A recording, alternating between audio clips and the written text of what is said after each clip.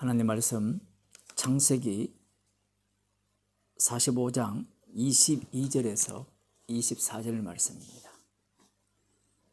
함께 읽도록 하겠습니다. 이스라엘의 아들들이 그대로 할세 요셉이 바로의 명대로 그들에게 수레를 주고 길 양식을 주며 또 그들에게 다 각기 옷 한 벌씩 주되 베냐민에게는 은 300과 옷 5벌을 주고 그가 또 이와 같이 그 아비에게 보내되 수나기 10필에 애굽의 아름다운 물품을 실리고 암나기 10필에는 아비에게 길에서 공개할 곡식과 떡과 양식을 실리고 이에 형들을 돌려보내며 그들에게 이르되 당신들은 노중에서 다투지 말라 하였더라. 아멘. 요셉이 가나안으로 이제 아버지 야곱을 모시러 가는 형제들에게 각각 옷 한 벌씩 이렇게 선물을 주고 있죠. 그런데 베냐민에게는 옷 5벌과 그리고 은 300을 따로 주었습니다. 요셉이 왜 이런 행동을 했을까요? 어차피 베냐민이 가나안에 갔다가 다시 돌아오게 된다면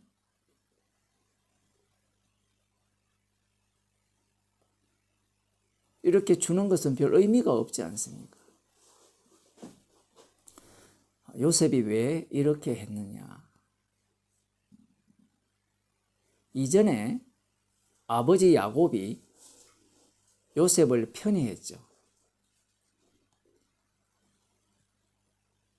그 편애한 결과가 형들의 시기를 사게 되고 결국은 형들이 요셉을 팔아먹게 되었고 그렇게 되는 과정 속에서 요셉이 애굽의 총리 대신이 되었죠. 그 내막들 전체가 언약을 이루시기 위함이었습니다. 요셉이 꾼 꿈을 이루시기 위함이었죠. 형제들이 보기에는 아버지가 요셉만 더 사랑하고 채색의 옷을 입히니까 요셉이 미운 거예요. 그래서 요셉에게 말을 할 때 좋은 말이 나가지 않습니다. 사춘기 애들처럼 말만 하면 틱틱틱틱 이런 식으로 기분 나쁜 소리를 그렇게 해대는 겁니다. 그러나 이제 이 요셉이 꿈에 의해서 주가 되었죠. 희생물이 되었고 그 희생물 속에 형제들이 다 합류한 상태에서 다시 요셉은 이 베냐민과 형들과 차별을 이렇게 보여주고 있습니다. 왜 이런 차별을 보이느냐라고 할 때는 이 이스라엘의 아들들이라고 표현을 하거든요. 21절에 보면 이스라엘의 아들들이라는 말은 이스라엘이 되었느냐 이 얘기입니다. 이스라엘의 아들들이 이스라엘이 되거든요. 거기에 대한 어떤 검증하는 리트머스 시험지 같은 거죠. 그러한 내용을 지금 요셉이 형제들 속에 집어넣은 겁니다. 이렇게 했을 때 형제들이 시기한다든가 미워한다든가 그렇게 하면 되느냐 이 문제를 이제 요셉은 보고자 하는 겁니다. 그러면 우리는 당장 이렇게 생각할 수 있죠. 은혜를 알았기 때문에 더 이상 시기하거나 미워하는 일이 없어야 된다라고 생각을 하는 겁니다. 그리고 뒷부분에 보게 되면 형들을 돌려보낼 때 노중에서 다투지 말라 하죠. 이 다투지 말라는 이 히브리어 단어가 떨지 말라는, 두려워하지 말라는 의미도 담겨 있는데, 왜 다투지 말라, 왜 떨지 말라 그런 말을 하느냐? 사실은 명령입니다. 지금 요셉의 말을 듣지 아니하면 죽을 상황에 놓여 있죠. 그러나 요셉의 말 자체가 바로 왕처럼 자기 말을 듣지 않으면 죽이겠다는 그러한 말의 의미가 아닙니다. 이 모든 내용들이 언약 속에서 나오는 말들입니다. 다툰다는 것은 여전히 자기 자신이 옳다라는 것을 주장하게 되고 자기 자신이 살았다라는 것을 주장하는 것이고, 베냐민에게 5벌의 옷과 그 은삼백을 주었을 때 시기한다는 것은 나도 그것을 소유하고 싶다는 그러한 마음이라는 거죠. 그러한 것들이 제거된 상태, 그러한 상태가 이 죽은 자의 모습이다 라는 것을 지금 요셉을 통해서 말씀을 하고 싶은 겁니다. 그러면 우리는 여기에서 그리스도 안에서 주님과 함께 십자가에 못 박혀 죽은 자라면 더 이상 타인이 가진 것에 대한 시기나 질투나 그리고 이 서로에 대한 다툼이 없어야 하지 않느냐, 그런 말을 그런 생각을 갖게 되는 겁니다. 방금 제가 그런 식으로 표현을 했기 때문에 그렇죠. 마가복음 10장 35절 이하를 보면 이 세베대의 두 아들 야고보와 요한이 예수님께 주의 영광의 나라에 임하실 때 우리 중 하나는 주님의 우편에, 하나는 주의 좌편에 앉게 해달라고 요청을 하죠. 그때 예수님께서 너희가 내가 마시는 잔과 내가 받는 세례를 받을 수 있느냐라고 이렇게 질문을 하십니다. 물론 그들이 원하는 바 그것이 무엇인지도 알지 못한다라고 예수님이 말씀하셨어요. 그럼에도 불구하고 이 야고보와 요한은 우리가 주님이 마시는 잔을 마실 수 있고 주님이 받는 세례를 받을 수 있습니다 라고 이야기를 하죠. 사실 그것은 주님과 함께 죽는 얘기입니다.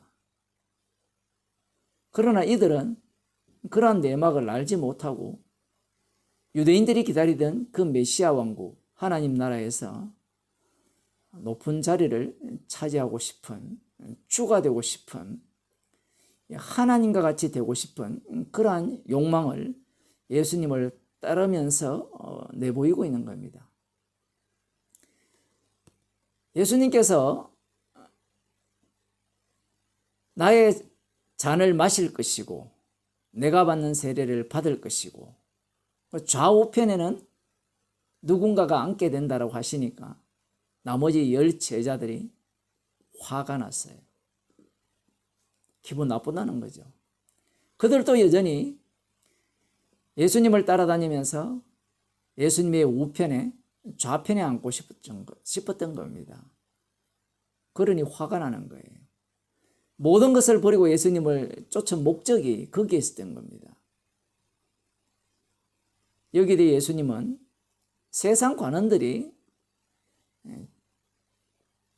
지배하려고 하고 섬김을 받으려고 한다는 거죠.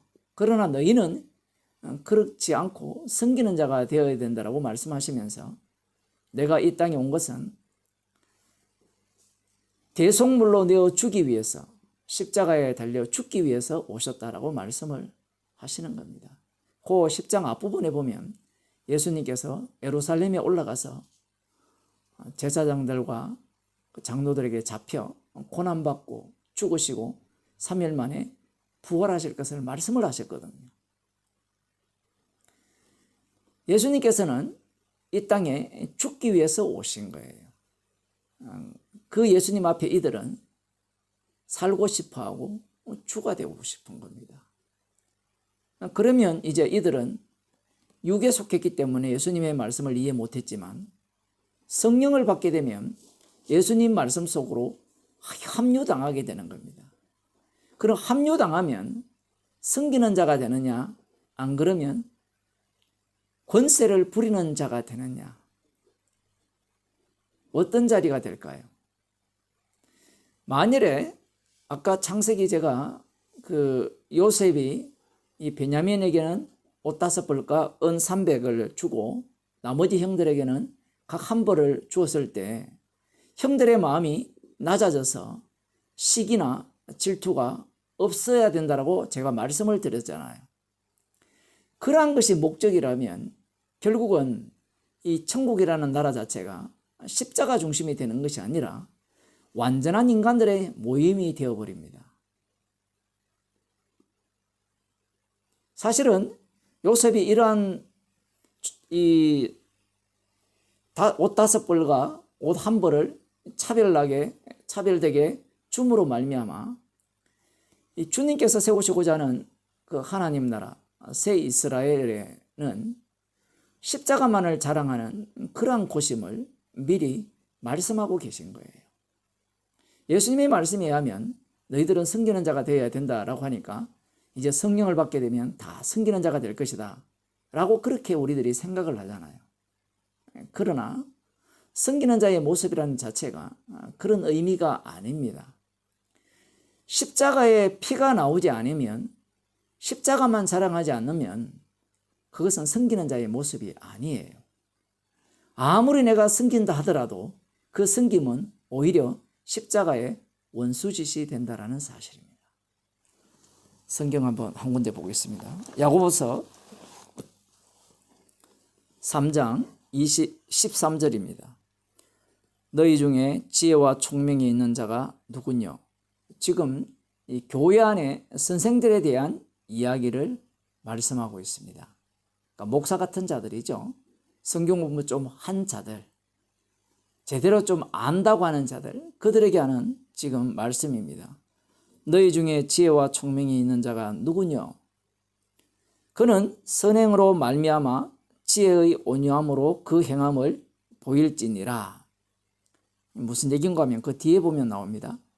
그러나 너희 마음속에 독한 시기와 다툼이 있으면 자랑하지 말라. 진리를 거스려 거짓하지 말라. 이러한 지혜는 위로부터 내려온 것이 아니요 세상적이요 정욕적이요 마귀적이니 시기와 다툼이 있는 곳에는 요란과 모든 악한 일이 있음이니라. 흔히 사람들이 이 야고보서를 보면서 어떻게 살아야 될지, 어떤 행함을 해야 될지를 이렇게 교훈 받으려고 하죠.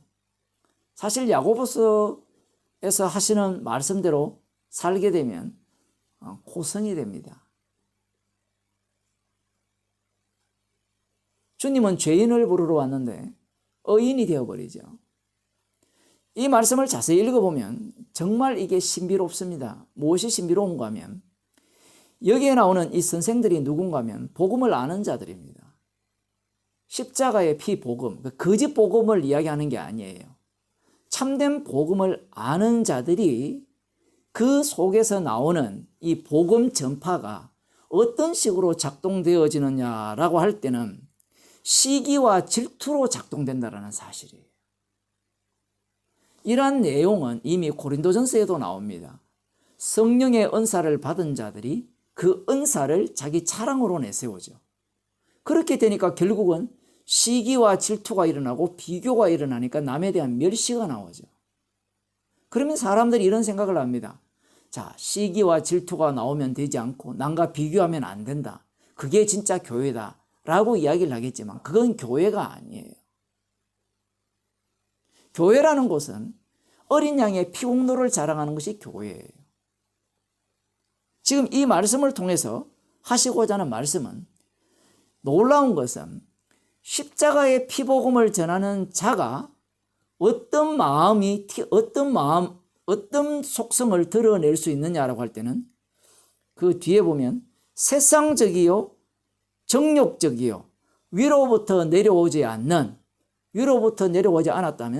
하나님의 선물이 아니라는 거죠. 그러면 땅에서 나왔다라는 겁니다. 악마가 준 그 요소들이 튀어나온다는 거예요. 무엇이? 복음을 전하면서도 남과 비교하고 남에 대해서 질투를 하고 시기를 하는 거예요. 달리 말하면 이 복음이라는 것을 앞장세워서 자기가 왕노릇 하려고 하는 거예요. 주의 자리에 앉으려고 한다는 사실입니다. 그러면 그렇게 하지 않아야 되지 않습니까? 라고 하면, 지금 야고보서에서 이렇게 말씀하시는 것은 너희들은 다 이렇게 살 수밖에 없다라는 거예요. 무슨 얘기인가 하면, 복음을 전할 때 자기가 죄인으로 드러나는 것은 분명합니다. 그러나 그것이 주님께서 환경을 조성해버리면 시기할 대상이 발생하고 질투할 대상이 발생하고 다툴 대상이 옆에 주께서 배치해버리면 이 악마성, 이 마귀적인 것들이, 세상적인 것들이, 이 정욕, 자기 탐욕이죠. 욕망, 그러한 것들이 자기도 감당 못하게 튀어나오게 되어 있다는 거예요. 그럼 야고보서를 통해서 우리에게 무엇을 말씀하시고자 하느냐라고 할 때는, 주님은 죄인을 부르러 왔다는 얘기입니다. 복음을 전하는 본인도 십자가 앞에서 죄인으로 드러나면서 그 십자가 외에는 자랑할 것이 없는 자로 주님이 우리를 만들어내신다는 사실입니다. 그래서 이 제자들이 주님이 마시는 잔과 주님이 받은 세례를 받았죠. 성도들도 다 그렇게 받았습니다. 받았기 때문에 그들에게서 나올 수 있는 것은 십자가 피밖에 없습니다. 기도하겠습니다. 하나님 아버지,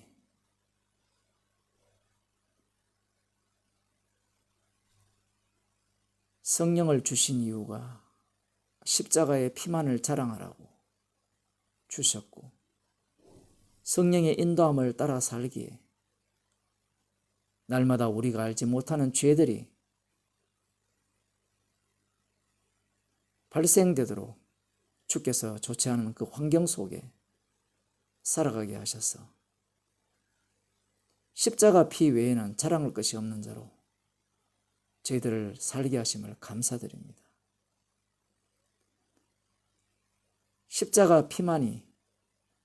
십자가만이 눈앞에 밝게 보이는 주의 백성이 되게 하옵소서. 예수님 이름으로 기도드리옵나이다. 아멘.